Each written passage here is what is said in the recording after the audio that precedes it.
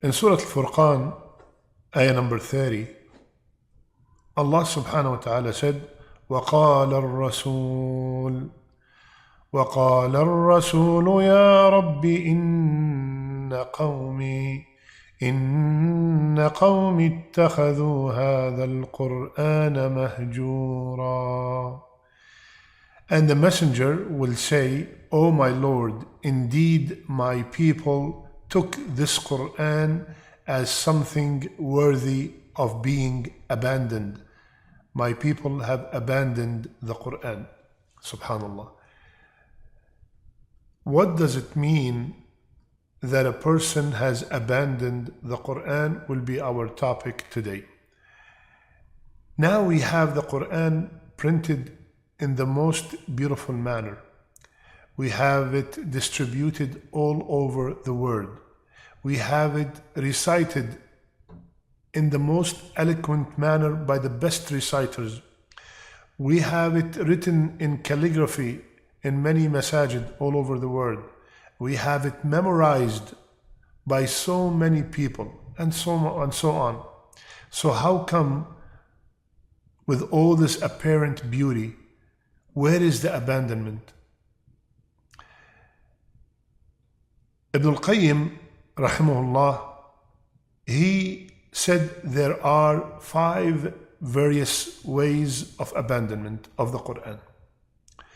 And we are discussing this today so we can avoid being from the people who have abandoned the Qur'an. Subhanallah, we all know that this Qur'an is the manual of our life. This Qur'an is the same Qur'an that the Sahaba had and they conquered the world. So how come the Ummah is in the state that it is in right now?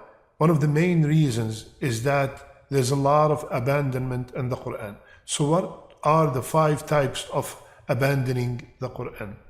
First, to abandon listening to it.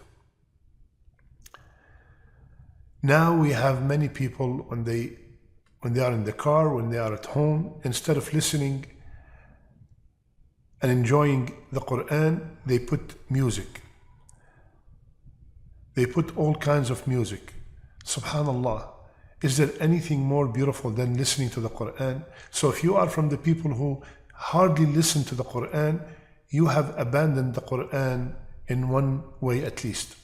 Second, to abandon acting upon it and ignoring its halal and haram, even if someone believes in it and recites it.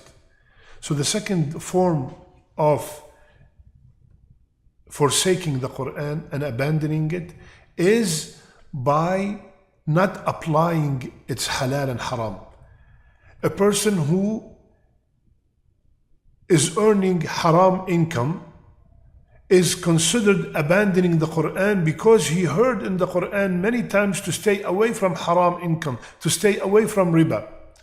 A person who is constantly gets angry, he is one of the people who abandoned the Qur'an because in the Qur'an it praises the people who are controlling their anger in many places. A person who constantly backbite. I'm not talking about somebody who gets angry once in a while. We all get angry. But I'm saying a person that is constantly angry, constantly backbiting. He is not applying what he learned from the Qur'an. And that is a form of abandoning the Qur'an. Subhanallah, if reading the Qur'an and applying its teaching was a part of every Muslim's life, then you would see far fewer Muslims lying and cheating and raping and abusing and taking bribes and backbiting and gossiping and discriminating against others. So one of the forms of abandoning the Qur'an is not applying its halal and haram. Third form of abandonment is to abandon judging by it and resorting to it as a judge when there are any kinds of dispute. Allah subhanahu wa ta'ala told us in Surah An-Nisa, ayah number 65, فَلَا وَرَبِّكَ لَا يُؤْمِنُونَ حَتَّى يُحَكِّمُوكَ فِي مَا شَجَرَ بَيْنَهُمْ. Allah is swearing by Himself and is saying, they are not believers I am not a believer. You are not a believer unless you make the Qur'an and the Sunnah the judge in any dispute you have. A woman has a dispute with her husband. Make the Qur'an and the Sunnah the judge. A partner has a dispute with his business partner. Make the Qur'an and the Sunnah your judge. A father has a dispute with his son, with his daughter. Make the Qur'an and the Sunnah as your judge. If we do not make the Qur'an and the Sunnah as our judge, then we are from the people who are abandoning the Qur'an. We are reading it and listening to it, but we are not making it as a judge for any dispute that we have among ourselves. And this is one of the biggest problems that we are facing in this ummah.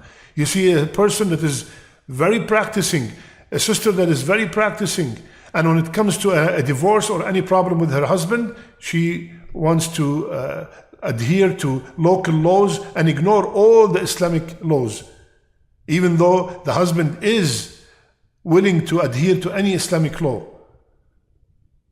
And it also happens with the husband. A husband that is not applying the Sharia law when it comes to disputes between him and his wife. He does not give her rights. So when we put the Qur'an as our judge, then we are not from the people who are abandoning the Qur'an. The fourth form of abandonment is to abandon pondering over it and understanding it and seeking the explanation of it. This is a very common abandonment. Many of us read the Qur'an just for the barakah, to get with every letter 10 hasana, which is good. But at the same time, we should know that when we come across any verse in the Qur'an that, for example, that begins with Ya ayyuhal ladhina amanu. I am reading the Qur'an and I heard Ya ayyuhal ladhina amanu, oh who you believe. I should become all ears and see what does Allah want from me. This is called pondering upon the Qur'an. The verses of the Qur'an are not simply to be written and hung in our cars or framed to adorn the walls of the house. No, these are meant to be كِتَابٌ أَنزَلْنَاهُ إِلَيْكَ مُبَارَكٌ لِيَدَّبَّرُوا آيَاتِهِ. This barakah that it's in the Qur'an, you will feel it in your life when you start pondering upon every single ayah in the Qur'an. So my brother, read the Qur'an with tafsir. Now, subhanallah, we have access to any tafsir, to any language on our fingertips. Read the Qur'an and under it read the translation, the explanation, why this ayah was revealed. SubhanAllah, even if it takes you one year to finish one reading, but at least you read it with understanding. And the fifth form of abandonment is to abandon using it as a cure in all types of diseases. This is another abandonment. Allah said, وَنُنَزِّلُ مِنَ الْقُرْآنِ مَا هُوَ شِفَاءٌ. Allah told us that in the Qur'an there is a cure. So that does not mean we don't go to the doctors and we do not take medicine, but with that we also read the Qur'an in a form that I'm reading it, Ya Allah, because you told us that this Qur'an is a cure. Surah Al-Fatiha, Ayat Al-Kursi, the last 3 ayahs in the Qur'an, the last 2 ayahs of Surah Al-Baqarah, there's a lot of cure in the Qur'an, a lot of shifa. So we read them with the intention that, Ya Allah, I'm reading this Qur'an and I'm seeking from you its blessings and its shifa. So this one also has been abandoned. We seek the doctors and we seek the medicine before we seek Allah's help.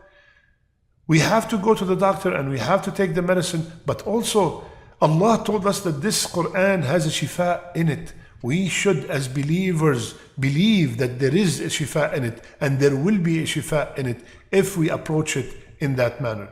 So my brothers and sisters, we have to take this matter very seriously. We do not want to know, well, we do not want to be among the people who has abandoned the Qur'an. And these are 5 ways that we are considered, if we are applying them, that we are from the people who has abandoned the Qur'an. And I ask Allah Azza wa Jal to make the Qur'an the spring of our hearts. I ask Allah Azza wa Jal to make the Qur'an the spring of our children's hearts. I ask Allah subhanahu wa ta'ala to make us read the Qur'an, understand the Qur'an, and live by the Qur'an. آمين يا رب العالمين. سبحانك اللهم بحمدك نشهد أن لا إله إلا أنت نستغفرك ونتوب إليك. I love you all for the sake of Allah.